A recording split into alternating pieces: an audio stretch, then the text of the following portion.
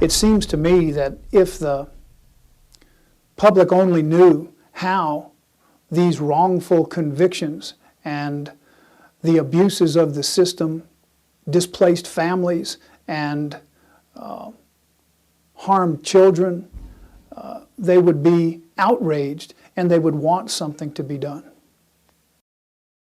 People take some comfort nowadays that, look, if in fact somebody's in jail for something that they didn't do, that DNA evidence is going to exonerate them, and in fact they're seeing those things on television, when in fact, unfortunately, A, DNA evidence does not always exist in a case.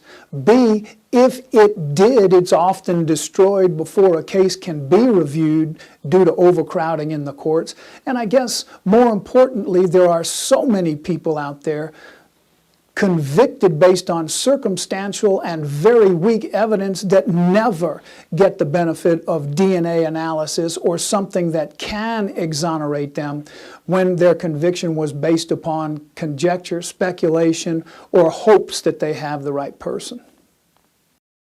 For those people, there's no hope. They die in prison, and their families are without them forever. Throughout my career, I've watched people plead guilty for various reasons to crimes that they know they didn't commit, to crimes it's apparent to me they didn't commit, and more importantly, that the prosecution knows that they didn't commit. But because of time constraints, the amount of time they've been in jail, the amount of time they've been away from their families, they plead guilty and take the justice out of the justice system entirely. One irony that'll remain with me for the rest of my life is when we exonerated an individual after 18 years in prison based upon DNA evidence, and when he came out, his grandchildren were the age his children were when he went into prison after being wrongfully accused.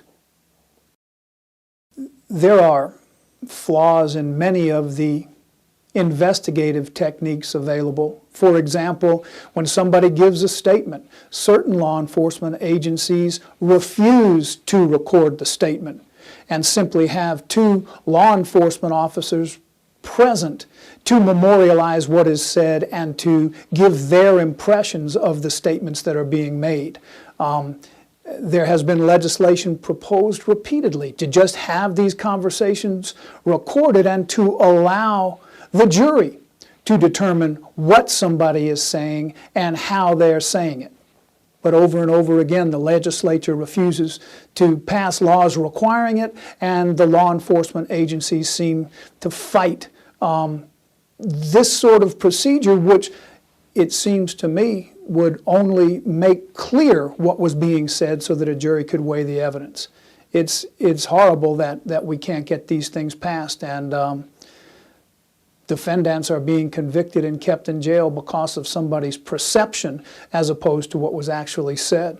Why somebody simply can't record the statement of a defendant or a witness as opposed to refusing to do so when the technology is available and to allow the officer to write a report is beyond me. The legislature should require recording so that everyone can hear what was said and determine why it was said and how. And sadly, the cures for these flaws exist, and they are out there, and they've been known for decades. Yet legislators, prosecutors, and law enforcement officers refuse to implement them and refuse to level that playing field. Quite honestly, the way our system is designed can work perfectly. It's the abuses and the flaws that have worked their way into the system that cause the devastation to families and these wrongful convictions and draconian sentences. Unless and until the public demands fairness in the criminal justice system and addresses these flaws and inequities, people are going to be wrongfully convicted and families are going to be destroyed. The only way that anybody is going to make these changes and put due process back into our system is to approach the things that are being done as though they were happening to you.